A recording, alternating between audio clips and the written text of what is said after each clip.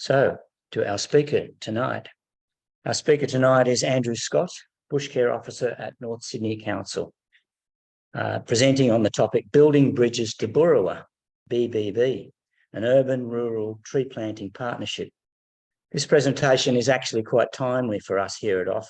Later in general business, I'll talk about this year's regreening events coming up in spring to be held in regional New South Wales near Crookwell, Cooma and Mittagong.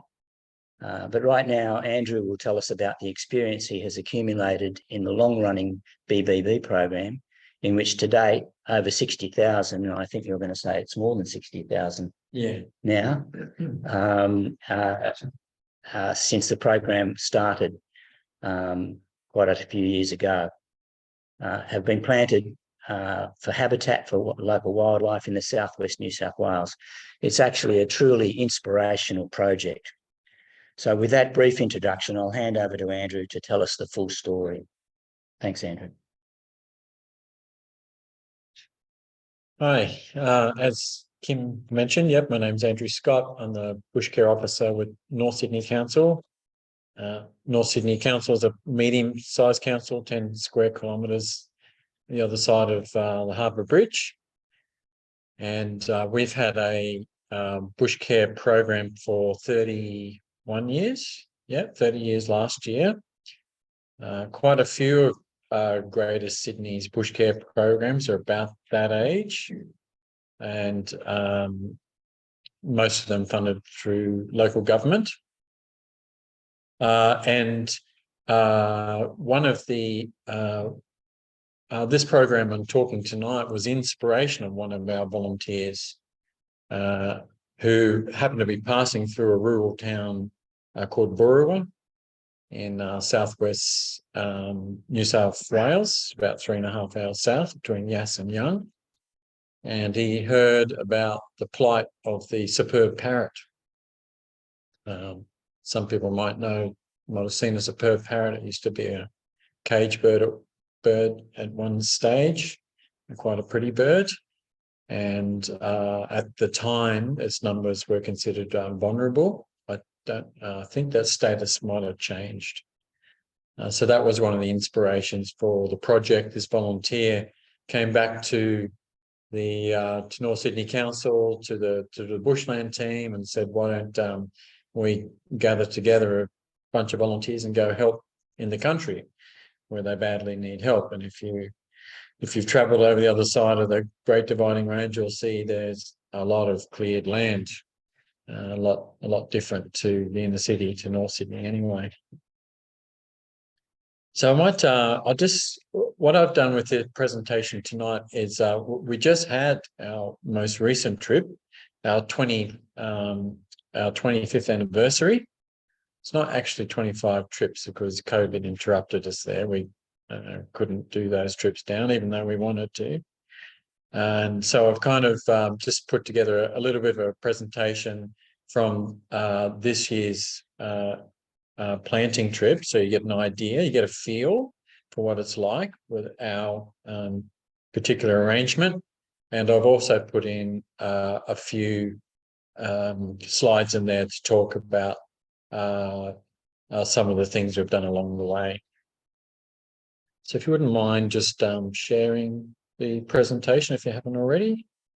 On Zoom. All right, on Zoom. Yeah, that's already on Zoom. Yeah. So this picture here, we are Elizabeth Mason's property. Elizabeth Mason is, I guess you could say, the matriarch of the program. She has a property called Hawk Hill in Boorowa, and we're planting a tree lane. Good. Okay. So for the audience online, the 7 or so people online, that's the picture I was just talking about. That's some of the volunteers that 2 weekends ago, the last weekend of May, we were on a property there planting a tree lane. A tree lane is about 20 metres breadth and for as long as you can make it. You'll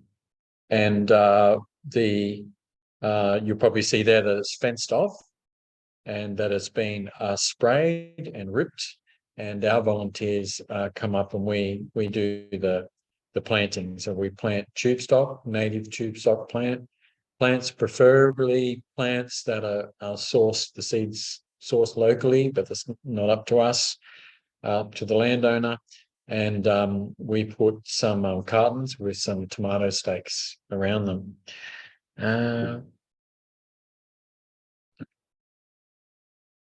That's the, I guess if we had a hero species, that's.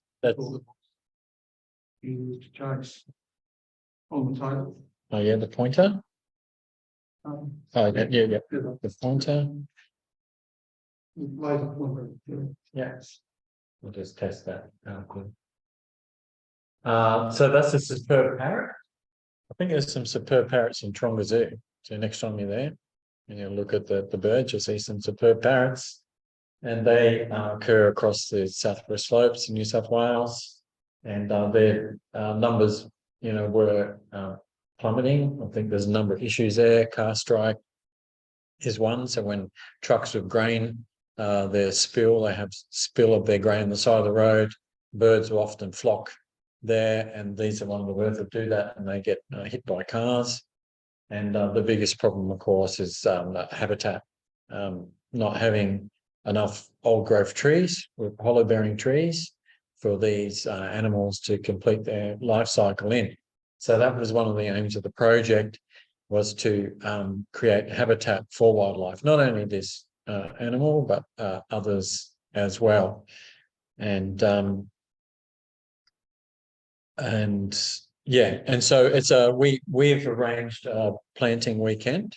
So we go on Friday, Saturday and Sunday. We've been doing that for the last 20 or more years. And since the year 2000, and we're mostly planting these tree lanes, which I just showed you. Sometimes we do what's called paddock plantings as well, which is just a large paddock that's planted out rather than a linear configuration. And our partners are Boorowa Community Landcare Group. So they're a Landcare group, quite a active Landcare group in Boorowa. They must be about 35 years old by now, around that. And our event is just one of the events in their calendars that they run. So they run lots of workshops for farmers on pasture management and all sorts of associated activities with improving their farms and the environment. And the other partner is Hilltops Council, formerly Boorowa Council, before it got amalgamated a few years ago. And they Hilltops Council funds a celebratory dinner on the Saturday night. Boorowa Community Landcare Group really do most of the work. They, 6 months ahead of time, they're organising private landowners who want to do some planning in their property. Who have enough money to match grants that they can access to put up fencing, which is quite expensive, the fencing. I think I heard 12 grand a kilometre, but I'm not sure if that's right, but it's expensive anyway. And so the Landcare committee employ a Landcare coordinator, and they organise farmers to have planting sites throughout the year for this event. And yeah, as I've got up there, we planted 73,000 plants, we estimate, native tube stock plants. I've probably had about 600 volunteers involved in that time since the year 2000. We find with our planting activity, probably 30 to 35 people is the right number for us. And because we bus everyone down to Boorowa, which I'll show you a couple of slides in a second about of our buses, and to keep everyone together rather than having convoys of cars. I was at the Kapiti tree planting activity, which celebrated its 30th anniversary this year in Kapiti Valley, and that was quite a contrast to the way we run our event. They did it over 2 days this year, They had one day to lay out plants, and the next day a mass planting event on 3 separate areas in a single property, and they would have had between 100 and 200 people there. But that was everyone just turning up. A lot of self-sufficiency of that. People turn up in their own cars. They have their own brakes. They bring everything that they need. And ours is a bit more, might say, regimented. Yeah, we're going from site to site and taking everyone with us to different properties. I'll come back to the bird survey. We've conducted a number of bird surveys over time to as a measure to see whether these plantings are successful or not. And in our 15th anniversary, we did a we had an ecologist survey some of our previous plantings, and they found 37 bird species using those planting sites. We did a survey this year for our 25th anniversary, but the results haven't come back. But they were promising. I'll show you a bit more about awards later on. So there we are in Boorowa. It's a bit between Yass and Young, about 3.5 hours away. So it's not too far. We travel down. We probably leave at 7 in the morning from Sydney, from North Sydney Council Chambers, and we get down midday on Friday, and we have some lunch, and then we go straight out to plant. And then about dusk, we come back in, and then we have a full day planting on the Saturday, and sometimes we have a half day planting on a Sunday. So we just over time we've found that's probably the best use of time. And we've also found if you have too much downtime, then you don't really get that feeling of accomplishment. And so we just try to get as many plants in as we can. So we're getting in about between 3,000 and 5,000 plants in those weekends when each year. There are buses. We are very fortunate to have some community buses in North Sydney. And when I came on board, I happened to drive for state transit for a couple of years. And when I saw we had buses used for other services like shopping services, I thought, oh, I've got to get in using those. So I got in with our community services department, and a lot of my program, besides Boorowa, is out of area trips, which is a little unusual for a local government bushcare program to be doing. Yeah, and you might see there we've got a portaloo as well. It's an important part of our activity. The Boorowa Community Landcare Group, they organise the portaloo. They have some of their own equipment as well. We stop on the way down. We stop at Mackay VC rest stop, have a little snack there. So we've got this routine going. Everything's kind of well organised. There are all our signs on the way down to Boorowa in the Lachlan Valley. I've been so many times now, I can imagine coming up to that Boorowa sign. We go to a variety of landowners' places, so they put up these like feather banners at the front, called our small convoy, and sometimes we have welcome messages on the front gates. And this is an example. This is at Hawke Hill, Elizabeth Mason's property, and you'll see there, we've got these, you see the scale of these plantings. They're quite big, and it's not always easy for the Landcare group to convince landowners to put aside such large areas for planting. Well, this area is mostly grazing, like sheep and beef cattle, and growing canola in spring. It's beautiful, all the canola fields out there. We started planting in autumn because spring rains over the last kind of decade become unreliable. and we were finding sometimes our plants wouldn't make it through summer. So we shifted from spring planting to autumn planting so that the tube stock would put on a bit more root and they'd be able to survive, the hot or dry summers. There's a million different ways to organise putting your plants in the ground. Everyone's got their own system, but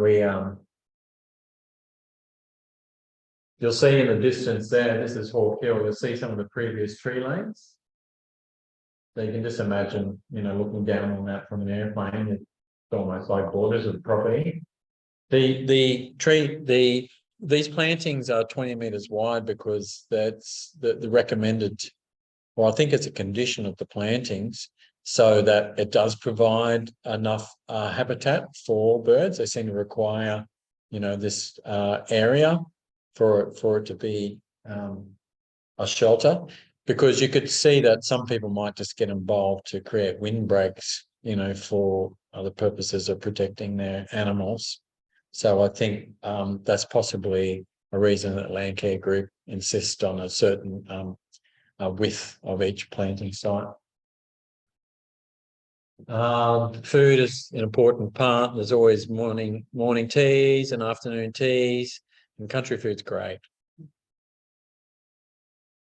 After the planting's done, we usually plant till dusk and then we're back to the local hotels, where the arrangement we have, and probably one of the reasons that our program's a success, is that we have equal contributions from people. So we've got the Landcare group, organising the farmers, accessing some grants to supplement the farmers' costs for planting, tree lanes.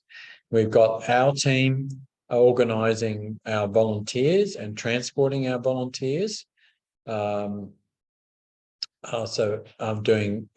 that part of the logistics, bringing the people to the sites, and the volunteers are paying for their own accommodation and some meals. And then, as I said before, Boorowa Community Hilltops Council pays for a celebratory dinner on the Saturday night.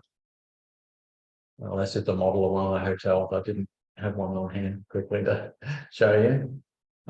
Day two. This is day two at I just moved. I just move. I'm just going to move the picture. Can you minimize the people's faces there? Because I just want to, it's covering my notes. Oh, I see. I don't want to have that pop up, obviously. Mouse turns itself off. Just minimize that. Yeah, choose that one there. Yep, that's good.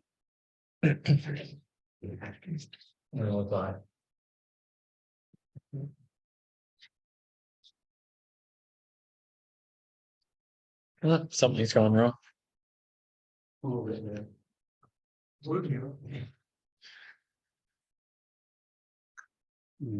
Beautiful.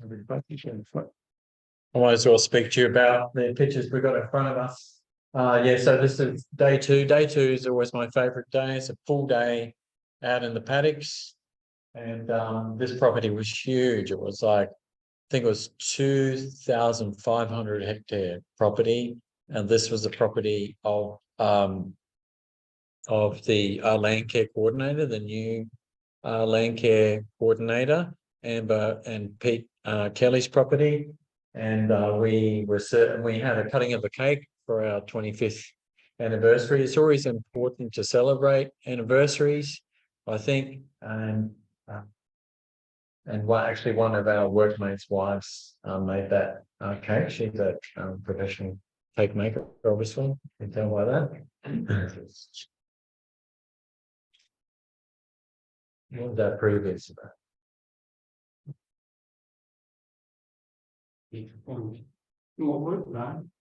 So it's Saturday.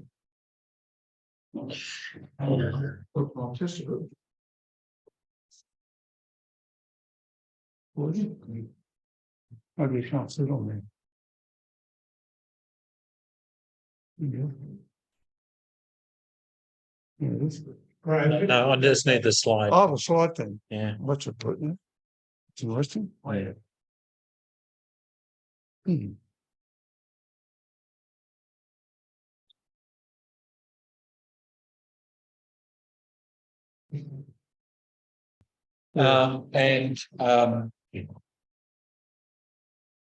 And so our group of about 30 people, we're all moving along these rip lines. So the ground needs to be well, it doesn't always have to be, but if the ground is if the sites are prepared well, we can plant a lot of plants very quickly.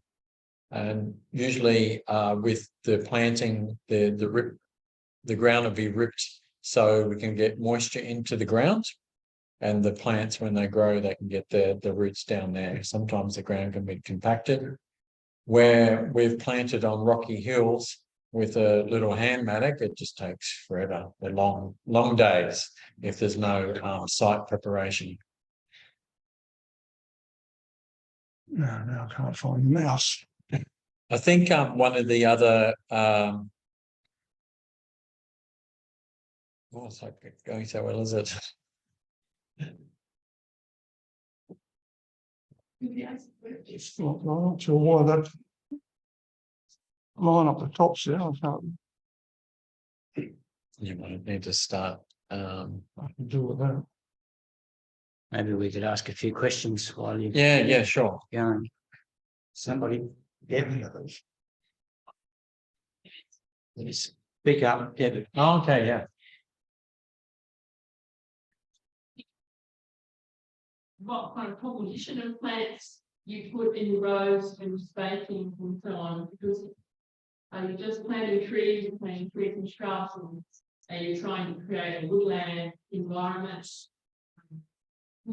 Because there can be some issues with promoting weed growth when you rip the soil, depending on both in weed. Yeah, well, we definitely. Well, the answer to that is it's a combination of things. So it's the farmers have to buy the plants, and so it's really up to them. But of course, we don't want to be planting just anything. We want to be. So over time, I think the plantings have improved. So Greening Australia used to supply a lot of the plants previously, which is quite good. And it's usually a mixture of trees and shrubs, and sometimes ground covers these days as well. The trees we need for the habitat, and the shrubs. So a lot of the acacias. So the Superb Parrot, for example, they eat the seed of the acacias. So, but the acacias aren't long-lived, and the arrangement of the planting can be important for some farmers because they don't want the acacias senescing and damaging the fencing, because the fencing is so expensive. So some farmers will say, do not plant acacias on the outside line next to the fences, plant them in the middle. So yeah, did that answer that question?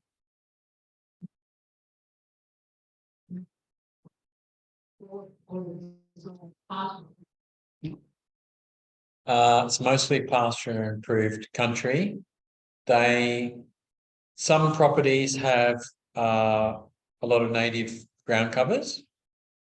Yeah. Oh, that's gone all the way to the end. If you click over here, or Okay. Sorry, next blank slide there by mistake. So you just have to skip over. It's mostly revegetation work on if you like improved sites. So there's very little, if any, remnant native vegetation on properties. Some properties do have native grasses in the area. I think I was reading an article about that. Our form of planting a tube stocks, just one method to revegetate, direct drilling. is an activity that's been occurring in that area for a long time, and it's probably a bit cheaper for people as well. If you're doing big paddocks and then, strips, those kind of things take a long number of years to show up. My experience in probably being involved with half of the plantings, half of the years planting, is that we'll probably do a lot of erosion gullies. So they'll be fenced off from the cattle. The cattle will, and in those erodible soils, the cattle will destabilize those areas, so they're fenced off, and we plant on the border of the of those plantings, and then there'll be then these like divisions of paddocks. I guess I'm a bush regenerator, so I would like to see everything planted out. I'm not trying to run a business production.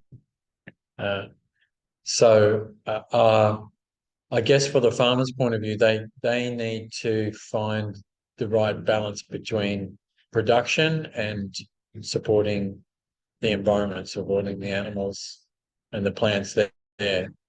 So yeah, it'll be, I mean, a lot of the times it'll be unproductive areas that'll be planted out. But at least there's something. Yeah.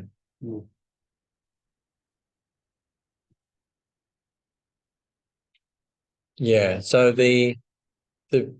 we've done those paddock plantings, which just be huge square in the middle of someone's property. Sometimes I have island plantings. They're a bit harder to fence off though. So the fencing, the fencing, if you're running cattle, then you need to keep them from damaging the plants. So that probably dictates the type of plantings you can do if you have animals. Yeah, but that's good. There were two good tips there. Look at survival rates and compare species diversity for type plantings. Yeah, different types of spatial plantings. The other point I was interested in seeing is the number of politicians that you got involved to get them out the front. They get the glory, but they then feed back into the program and support it. So that's obviously a good thing to do. Well, Landcare seems to be, it's good for everyone. It's a pat on the back for everyone. You can't go wrong if you're a politician supporting revegetation projects, can you? Mm. And it seems to cross the divide. It seems the Liberals, the Nationals, the Greens, the Labors, they're all, it appeals to everyone to be seen to be doing something,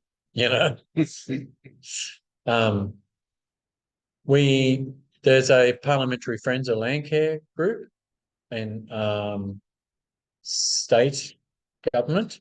So we host them at North Sydney Council once or twice.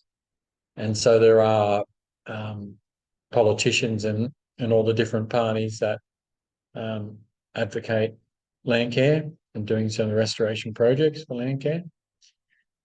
So I think we just, it's increasingly important. I mean, we're in the decade of ecological restoration by the UN's decade of ecological restoration at the moment. I think we're in our 7th year, 7 years left. We're in our 3rd year.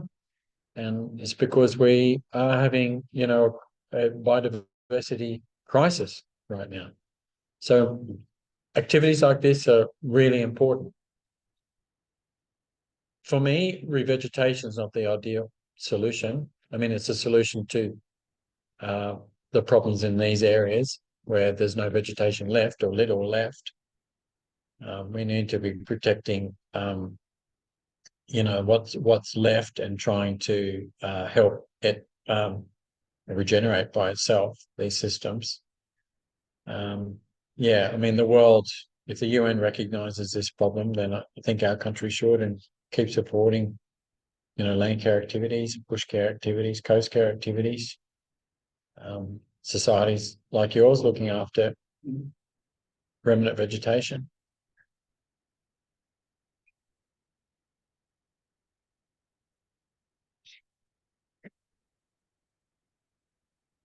I think that's all.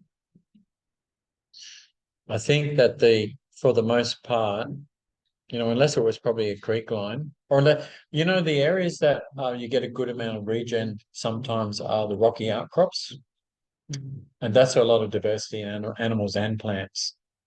So those types of areas, there's actually recommendation to fence off rocky outcrops. So I would guess that they would be. I don't know. You'd have to ask them. But for the most part, a lot of this land has been cleared for a long time, pasture improved. Yeah, so probably not so much. That's why revegetation is the technique, you know, the approach to ecological restoration in these areas.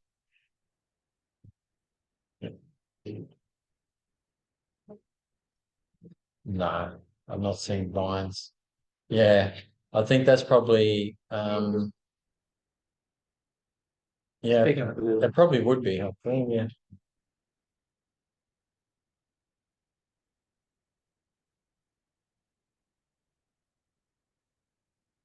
That would be a big consideration, I would think. So farmers would be thinking about infrastructure, like the cost of this infrastructure for them to maintain it.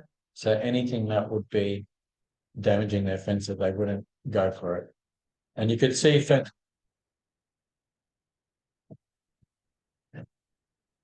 yeah, I guess if it was like a slender types of vines, if they're really robust vines, I guess they could over time weaken fences, or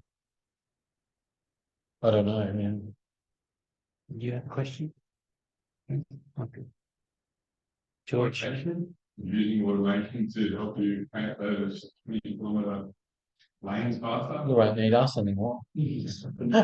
But I guess direct drilling. So direct drilling is a like a machine that has seed in it, and it basically plants the seed out for you.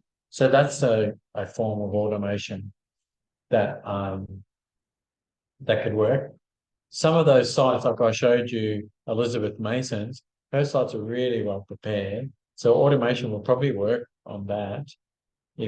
But a lot of other properties, you know, you're going down ravines, and you might be going on rocky outcrops where you can't rip an area, so you have to do it by hand.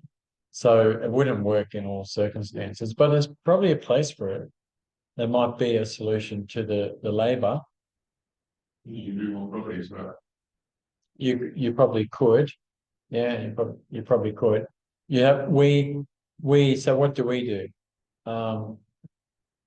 Fence it, spray it probably twice, rip it, sometimes rip twice. Then we come across with some hand tool and dig a hole, or we just take the plant out of the tube and put it in the ground. The plant's in a tube. Then we fill back in the soil, and we put a tree guard around it with tomato stakes. So if your automation could handle all of that, that's the process. Yeah. Depends on what the landscape. We're talking about. I follow up. Amazing, probably, you know, 3% terrific for you. Yeah. I mean, that's like the top. That's the yeah. That's the best you're going to ever see. I know, you know, some large landscape projects in Victoria where they're doing that kind of stripping, like grading off the land and pushing seeds in there. Yeah. Well, it's really time for, you know, everyone to be thinking about it. It's a big problem. You know, you know, just getting less and less biodiversity as every year passes. So all different, I think a multitude of responses are required. Yeah. You were saying you last week you've been planning in autumn. I'm surprised, because always thought that part of the world subject to the heavy frost. There's Yeah. plenty of water would be a bit of a challenge. You've got idea of the time of plant, like that. Yeah, so frost is frost. Some farmers, well, I know Elizabeth a couple of weekends ago, she was saying she preferred to go back to spring. So there's murmurings of moving it back to spring again. Yeah, because of the frost. So I know that our last property we were on, yeah, the farmer was talking about all the things they used to grow in the city, they can't grow out there because of frost. So yeah, it's just, I guess that's a problem too, isn't it? Like this, the weather becoming unreliable. So it just it affects, you know, the success of projects like this. So the people that go on the tree plantings with your council, are they all locals with your sort of North Sydney Council area, or do they come in from all parts of Sydney and out because Originally, it was our volunteers, and for the most part, it kind of has been. So most people seem to return every year. And they form a relationship with people down there, they form this commitment. But there is, you know, a significant proportion of people from outside areas. So there'll be usually other bushcare programs. So there's a couple there from Randwick. There's some from Northern Beaches, some from Willoughby. Yeah, so they're from, and I think that probably started with that environmental trust grant in 2005. So when they had that push on to get more volunteers, and it was probably for free, and you know, many more people were invited to come along, and those coaches held like about 50 people or more. But I guess the problem is we've found for this type of planting that we're doing, going around from site to site, as soon as you get over that 40 mark, it's not productive. People aren't productive. It seems to be that, you know, between that 20 and 35 mark, that number of people seem to work well together and can do a lot of work. And then, yeah, the years where 40, 50 people just standing around, you know, what next? Yeah. Right. Maddie? You mentioned before the find your land holes, requested planting go back to spring. Maybe you do a combination of two things. So you don't have to have people wait to get people volunteering. Yeah, wow. Perhaps for spring. Yeah, well, I wonder what the council has to say about that. I mean, it's already. Comprehensive. So you're gonna have to compromise that. Like that, people want to make them, Well, you can do this planning, you can organise them different ways. This is being subsidised by local government. Our team has said, you know, in the past that you know, if we were to do this today, we wouldn't have got permission. But just back at that time, you know, back in the 90s, there was a lot of energy, a lot of positivity around doing environmental restoration work, about spending money in these areas. And there seemed to be pushback, you know, in recent decades, hasn't there, against this sort of stuff. But maybe that's where the KPT works well, where it's all these individuals that are transporting themselves, feeding themselves, you know, organising the breaks themselves. So it's not all the service delivery involved. Because you could potentially do a mix. Council doesn't want to do the bus trip twice a year, and maybe that's what you and whoever else will be going there anyway. In a small bus and volunteers, plenty of volunteers, we have to do it on their own. Possibly. I mean, the logistics of the way we do it too, we're doing like this. We did 3 different areas around Boorowa here. We did Rugby, Rye Park, and Boorowa. So that, like, some of them are like half-hour drives, 40 minutes. They're all different areas around. So we wouldn't really want convoys of cars going there and all the implications of accidents, people getting lost, people going to private properties in cars that don't have enough height, or don't, you know what I mean? The logistics involved with that. Yeah, I've got. Yeah. That cabinetry thing this year with one site, everyone, all these hundreds of cars all park in the paddock and they just plant one area. Yeah. Yeah. And for us, we're just going like a, from site to site to site to site. It's interesting that you said, sorry, the council is actually subsidising this work. And years ago, our council had a sister city relationship with Tamworth. And there used to be exchanges of people and doing different projects of different sorts. But now there's none of that. Everybody has to spend the money that they get in their own area. And they don't go outside the area. Yeah, I think we don't use the term sister city. So there's probably politics around that. That's right. Yeah. So So there was a Buddhist group that replicated what we're doing, but they did it with Boorowa Community Landcare Group. And so they were doing I can't remember the name. I won't do it justice by trying to repeat it. And so they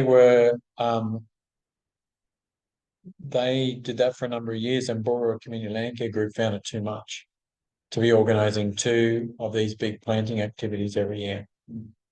So you've got to think about your partner too, what type of burden, because you remember that we're a team of 5 or 7 staff here, and then paid staff, and then the Landcare group, they're about the same size or less sometimes, just trying to organise these plantings, and they're volunteering their time. So you got to think about what type of burden you're putting on your partner. We want to meet needs, don't we, when we do projects like this? Like, I'm conscious when I do out of area activities into our to other local government areas in Greater Sydney, which I do quite often, every couple of months, that we are contributing something. We're not becoming a burden. So we're something to consider. We just had a question come in on the chat line. How can we convince our council to undertake a program like this? Yeah, that's a good one. Well, they're not going to do it unless you ask. Yeah. So what we've found, well, I know in my own council, if community members want something done, then we want to be hearing the same message from more than one person to start with. If there's any less than 3 people, then it's not going to be, taken seriously. It's why does it work for us? Because our team is committed to it. So you need to have a committed team. Your bushland team. The idea came from our program, our bushcare program. The staff and the volunteers thought it was a good idea. So we've got a team of employees that think it's a good idea, and they commit to it every year. We've got a Landcare group that can being able to fund a Landcare coordinator, which sometimes is touch and go, and they seem to be keeping the plannings going every year. They like the activity. They can use the activity to access grants, when they do their applications on the success of past activities. We've got a group of councillors that approve of what we're doing. Hilltops Councils approves of what we're doing. It's hard. You've got, I've got 4 stakeholders who all keep backing up every year. Yeah. Ways of keeping up that enthusiasm. If our team decided, like, if we leave, which will, happen, and people that replace us aren't interested, then it's not going to happen. There'd be it won't matter if the volunteers think it's a good idea or not, if you haven't got the staff on board. So that's the issue for your council. If your bushland team aren't inspired to do it, Mm. But that's not the only partner. That's not the only partner you can have. You can have all different partners. I think this is a perfect for corporates. I mean, if all these corporate companies really believe in what they're doing with their contribution to society by having the day off work, once a year for employees, or they want to do something positive for the environment, why not fund one of these activities? That would be a perfect partnership with the Landcare group. But you need to have people like us coordinating those activities. Mm. So you need professionals to coordinate, but there are a myriad of different partners possible. Religious groups, like I said, that Buddhist group decided that would be a good way to spend their time, and I guess they funded their own travel down there and their own accommodation. BirdLife, Taronga Zoo, they're doing what they're doing. Yeah. And you also do limitations to the young grown plants. If people are growing up plants.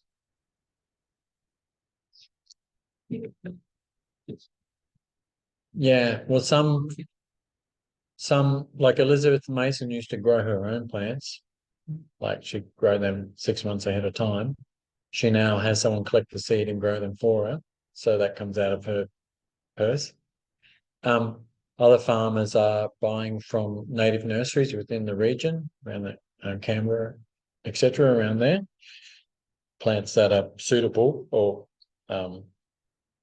a representative of what used to be there. I'm not sure. You have to speak to the Landcare officer to know how much money they get. I'm pretty sure that the grants would cover buying some plants for sure, but most likely. But I think it'd be up to the farmers to purchase them themselves.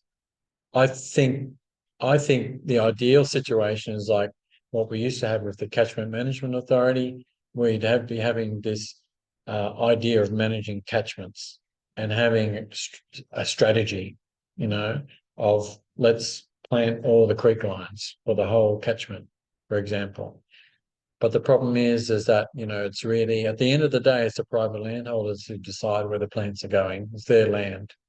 So they've got to be on board. But I still think if authorities had that, what they used to have, that kind of idea of managing catchments, that would help. Okay, I think we better